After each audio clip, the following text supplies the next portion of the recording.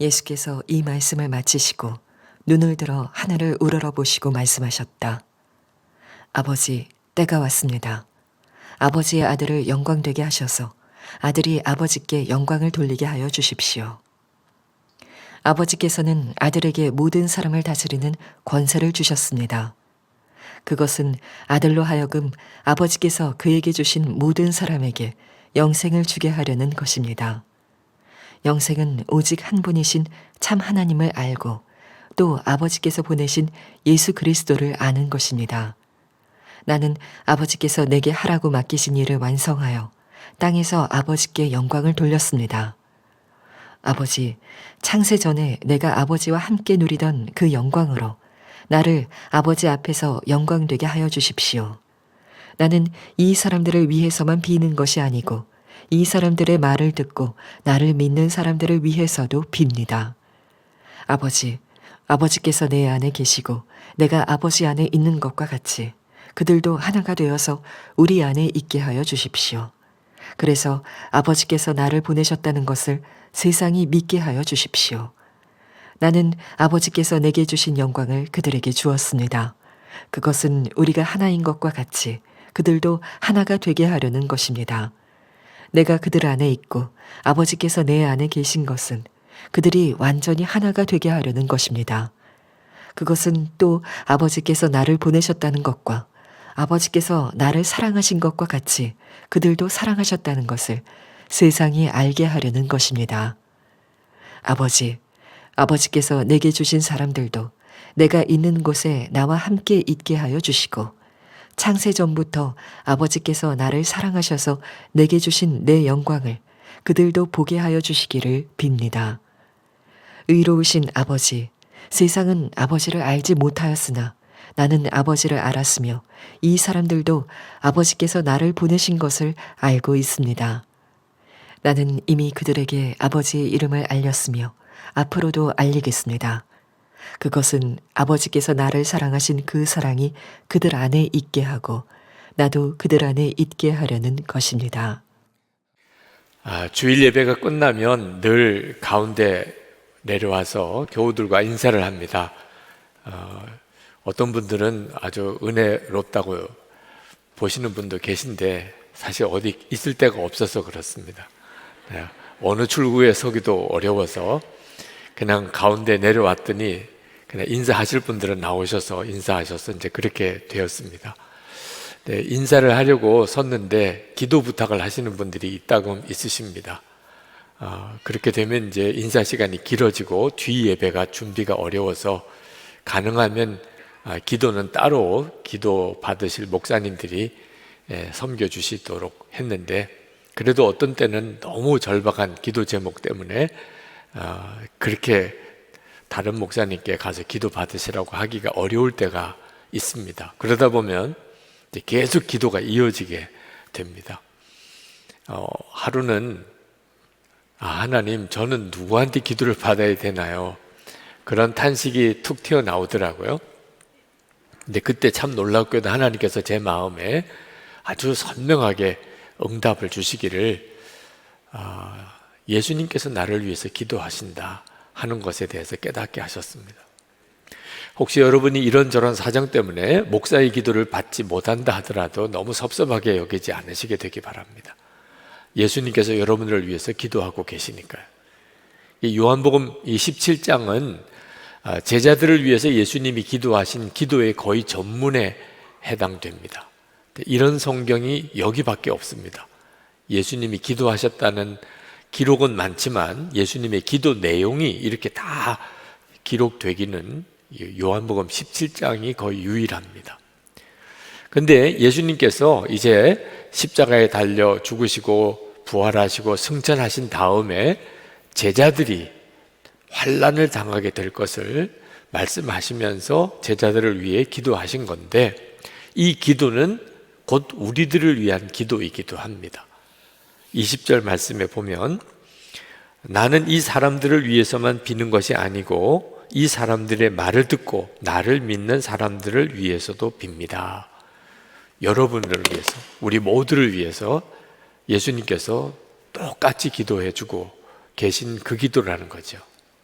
궁금하죠? 어떤 기도를 하셨을까요? 세 가지예요. 하나는 제자들이 환난을 당하겠지만 언제나 하나 되게 해주십시오. 두 번째는 무슨 일이 있어도 제자들이 마음의 기쁨을 잃지 않게 해주십시오. 세 번째는 제자들이 환난 중에도 악에 빠지지 않게 해주십시오. 이 세 가지를 기도하셨어요. 여러분, 우리는 이 중보 기도 속에 있습니다. 지금도 예수님은 우리를 위해서 이 세 가지를 기도하고 계세요. 하나 되게 해주십시오. 마음에 기쁨 잃지 않게 해주십시오. 악에 빠지지 않게 해주십시오. 다 쉽지 않은 내용들이에요. 그렇지만 확신할 수 있는 것은 주님이 그렇게 기도해 주고 계시니까. 그러니까 반드시 그렇게 되는 거죠. 이 믿음, 이 확신이 여러분에게 반드시 있어야 합니다. 자, 예수님이 기도 세 가지 중에 가장 중요하게 하셨던 기도가 하나가 되게 해달라는 기도였습니다. 아버지, 저들로 하나가 되게 해주십시오. 여러분, 여러분의 마음속에 예수님의 이 기도 소리가 계속 들리게 되어져야 합니다. 이건 너무너무 중요해요. 문제는 어떻게 하나 될 수 있을까 하는 겁니다. 우리도 다 하나 되려고 애를 써보지만 부부가 하나 되기도 쉽지 않고 가족이 하나 되기도 쉽지 않고 교인들도 하나 되기가 쉽지 않잖아요. 어떻게 하면 그냥 하나 될 수 있을까? 예수님은 그 답을 주셨어요. 제자들을 위해서 기도하기 전에 예수님 자신을 위한 기도 속에 그 답이 있습니다. 1절 말씀이에요. 아버지, 때가 왔습니다. 아버지의 아들을 영광되게 하셔서 아들이 아버지께 영광을 돌리게 하여 주십시오. 예수님이 먼저 하나님께 예수님 자신을 위한 기도를 드립니다. 그 기도는 이제 하나님의 아들 예수 그리스도에게 영광을 주십시오. 그리고 아버지께 영광을 돌리게 해 주십시오. 이 내용은 예수님이 십자가에 달려 죽으시는 것을 말합니다. 십자가에 달려 죽는 게 왜 영광일까요? 이것이 깨달아질 때, 이것이 보일 때 하나 되는 역사가 일어납니다. 여러분, 십자가의 복음을 정확히 알고 나면 십자가의 복음은 은혜로운 것이기보다는 충격이고 너무 혼란스럽고 심지어 화가 나는 일이기도 합니다. 예수님께서 십자가 지시기 전날 밤에 하나님 앞에서 너무너무 간절히 기도하셨어요. 피땀이 흐르도록. 그렇게 기도하신 이유는 십자가에 죽는 죽음의 고통이 두려워서가 아니었어요. 하나님과의 관계가 끊어지는 아픔, 그게 너무너무 힘들었던 거예요.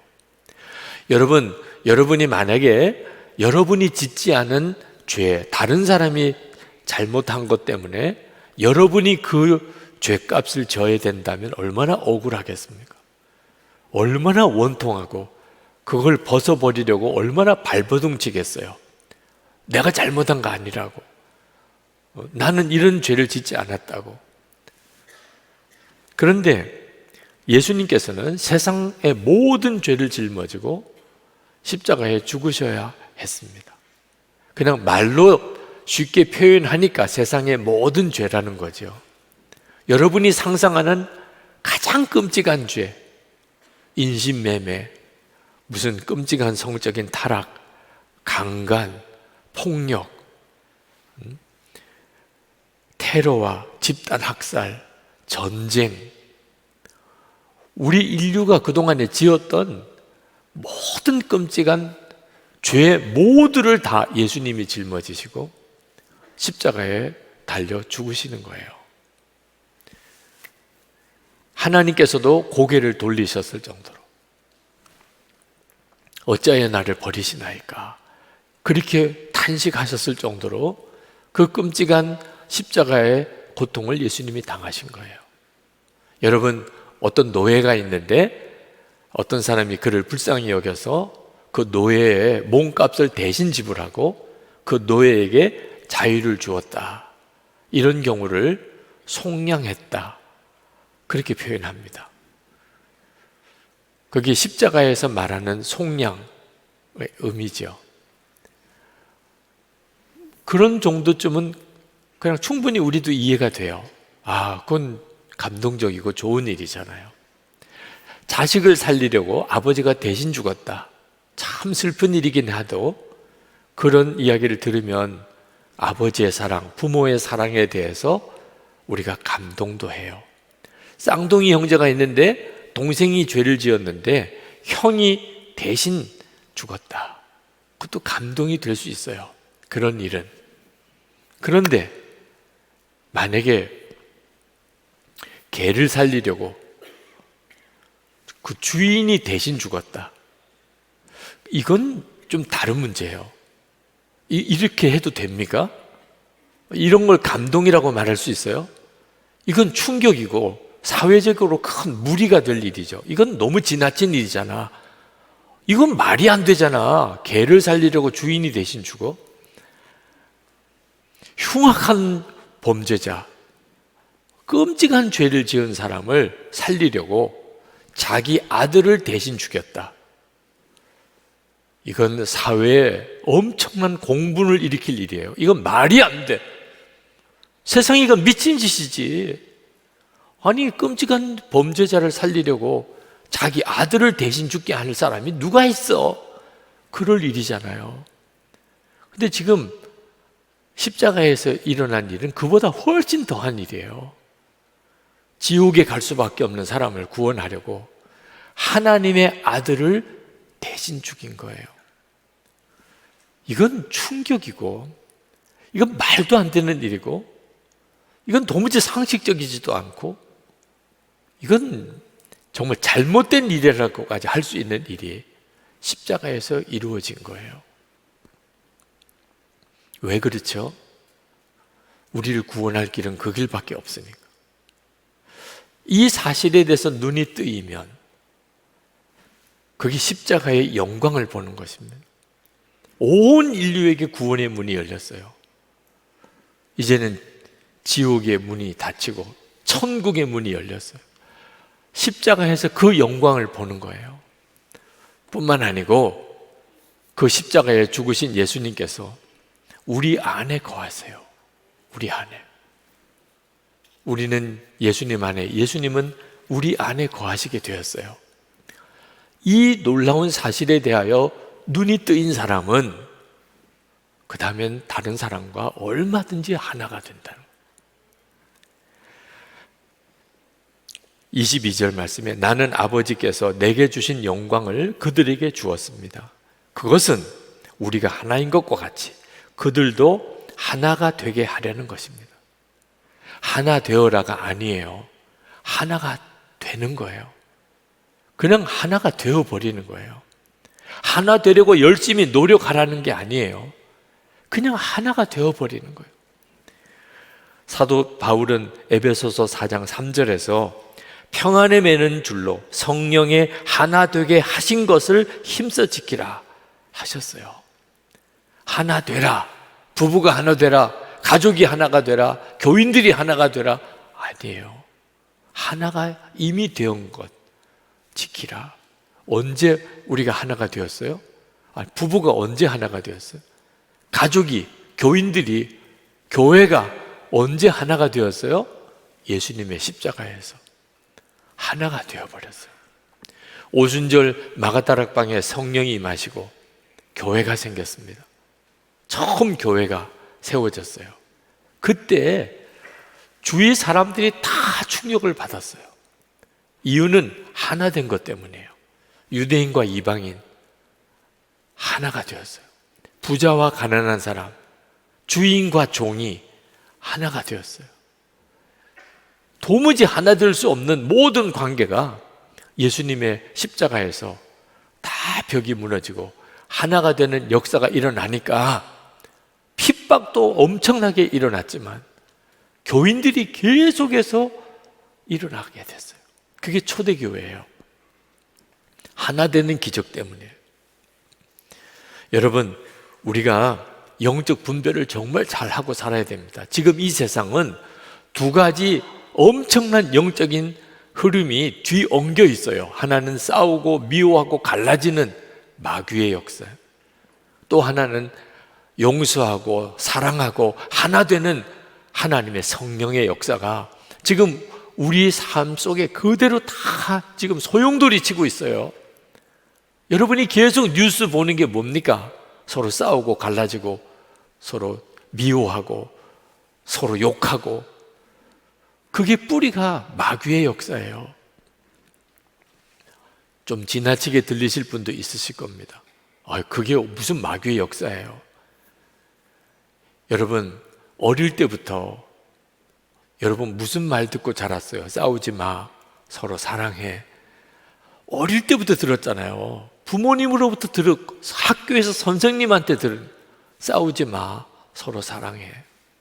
그런데 자녀들에게 싸우지 마, 서로 사랑해 그러는 부모가 더 싸우네.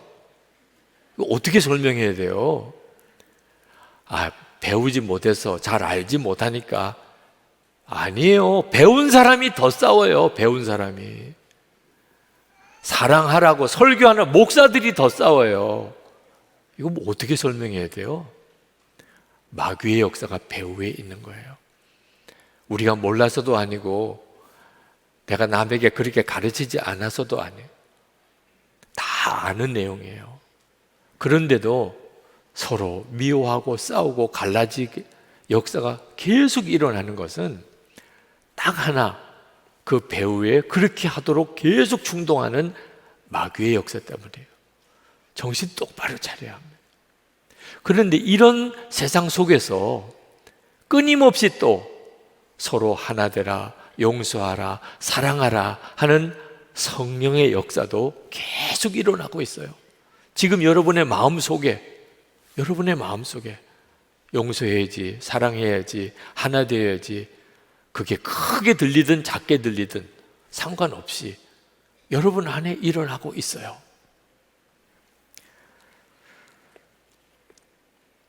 이 세상에는 미워하고 싸우는 역사도 있고 용서하고 사랑하고 하나 되는 역사도 일어나고 있습니다. 십자가의 능력이 바로 하나님께서 용서하고 사랑하게 만드는 역사예요. 하나님께서 이 세상을 마귀가 마음대로 휘두르지 못하도록 우리 안에 성령을 보내주셔서 용서하고 하나 되도록 계속 역사하고 있는 겁니다. 우리 그리스도인의 사명, 교회의 사명이 지금 이 세상에 하나님은 지금도 역사하고 계시다. 예수님은 지금 우리 가운데 계시다. 그 증거하는 게 우리 사명인데 그걸 도대체 어떻게 증거하는 거냐? 주 예수를 믿으라. 그러면 너와 내 집이 구원을 받으리라. 거리에서 이렇게 스피커 들고 전도하는 것도 마찬가지지만 그보다 더 중요한 것이 예수 믿는 성도들이 하나 되는 것. 예수 믿는 성도들이 하나 되는 걸 보여주면서 지금도 하나님은 계시구나. 예수님은 우리 가운데 계시구나. 하나님은 지금도 역사하시는구나. 그걸 증거하는 거예요. 21절에 이렇게 말씀하셨습니다. 아버지께서 내 안에 계시고 내가 아버지 안에 있는 것 같이 그들도 하나가 되어서 우리 안에 있게 하여 주십시오. 그래서 아버지께서 나를 보내셨다는 것을 세상이 믿게 하여 주십시오.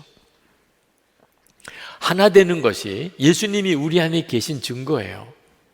23절에 내가 그들 안에 있고 아버지께서 내 안에 계신 것은 그들이 완전히 하나가 되게 하려는 것입니다. 그것은 또 아버지께서 나를 보내셨다는 것과 아버지께서 나를 사랑하신 것과 같이 그들도 사랑하셨다는 것을 세상이 알게 하려는 것입니다. 이 세상 사람들도 얼마든지 지금도 하나님은 역사하고 계시고 예수님이 성도들 안에, 교회 안에 계신 것을 알 수 있어요.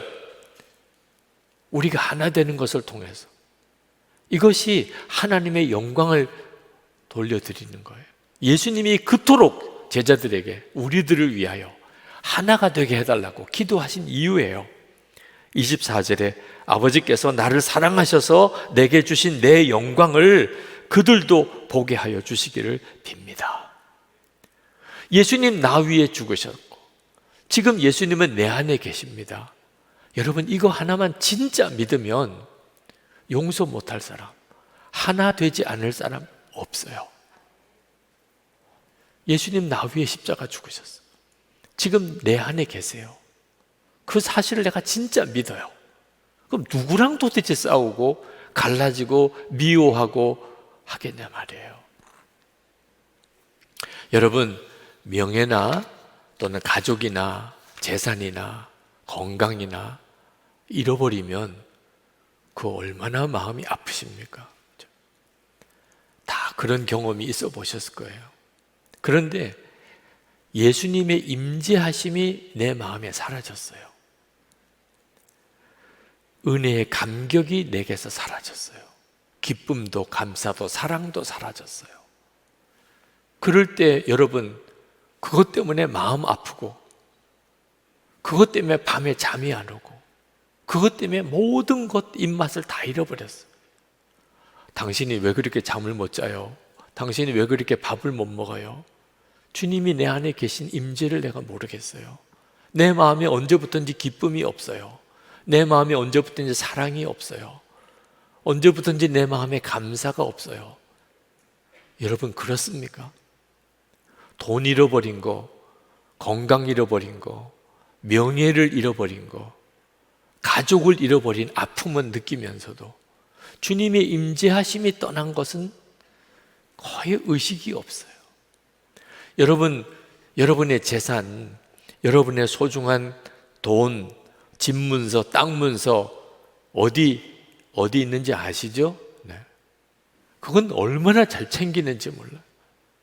그런데 예수님은 어디 계세요? 그건 잘 모르겠어요. 그러면 여러분은 예수를 믿고 있지만 은혜의 맛은 전혀 모르고 살고 있는 거예요. 예수님이 내 마음에 계신 것에 대해서 그게 가장 중요한 거예요. 돈보다, 명예보다, 건강보다, 가족보다, 성공보다 예수님이 내 마음에 계신 게 진짜 믿어지면 그게 우리에게는 모든 것과 같아요. 이 사실만 분명히 믿으면 싸우라고 그래도 싸우지 않아요. 돈 주고 미워하라고 그래도 미워하지 않아요. 어떤 분은 목사님 제 사정을 몰라서 그래요. 목사님은 설교만 그렇게 떡떡 강단에서 하니까 하나 되라, 용서하라, 사랑하라 쉽지만 내 사정 알고 나면 목사님도 그런 말 못 하실 거예요. 그럴 사정이 충분히 있으시겠죠. 그러나 여러분, 설교만 듣고 반응하지 말고 여러분을 위해서 진짜 십자가에서 말할 수 없는 고통을 당하시고 6시간 동안 십자가에 매달려 피 흘리시며 고통 겪으셨던 예수님을, 그 골고다 동산에서 진짜 그 주님을 바라보게 된다면, 내 사정 몰라서 그래요, 그런 말 안 하게 될 거예요. 용서 못하, 사랑 못한다는 말 이제는 더 이상 안 나와요.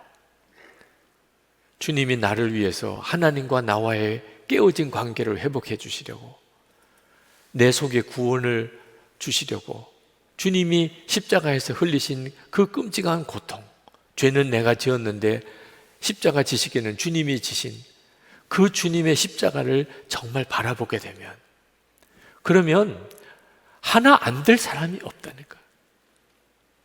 저는 한 번은 고난주간에 예수님의 십자가의 고통이 어떤 것인지를 조금이라도 제가 느껴보아야, 그래야 성도들에게 그 은혜를 나눌 수 있지 않을까. 그래서 예수님의 십자가의 고통이 얼마나 크셨을까 한번 묵상을 해본 적이 있습니다. 그래서 예수님이 십자가의 그 양 손목에 대못이 박힐 때 그때 어떤 느낌이셨을까, 그냥 상상만 해본 거예요. 내 손에 대못이 박히는. 그러다가 막 화들짝 놀라서 일어났어요. 이건 뭐 더 이상 묵상할 수 있는 일이 아니더라고. 그냥 가슴이 뛰는데 진정이 안 돼요. 주님이 십자가에서 겪으셨던 고통은 이건 상상이 안 되는 일이구나. 여러분도 진짜 예수님의 그 십자가를, 그 은혜로 우리는 구원받은 거거든요. 그것을 정말 바라보고 내 안에 오신 주님은 바로 그 십자가 지신 그 주님이세요. 그러면 사람이 다 달리 보인다니까요. 문제가 다 달리 보인다니까요. 어느 랍비가 제자들에게 물었습니다. 새벽이 오는 것을 어떻게 분별할 수 있겠느냐. 한 제자가 말했어요. 고양이와 양이 구분이 될 때쯤 되면 새벽이 온 겁니다. 다른 제자가 이야기했어요. 포도나무와 무화과 나무의 잎사귀가 구분이 될 정도쯤 되면 그러면 새벽이 온 것입니다. 그 랍비가 만족스러워하지 않으셨어요. 그래서 제자들이 랍비에게 물었습니다.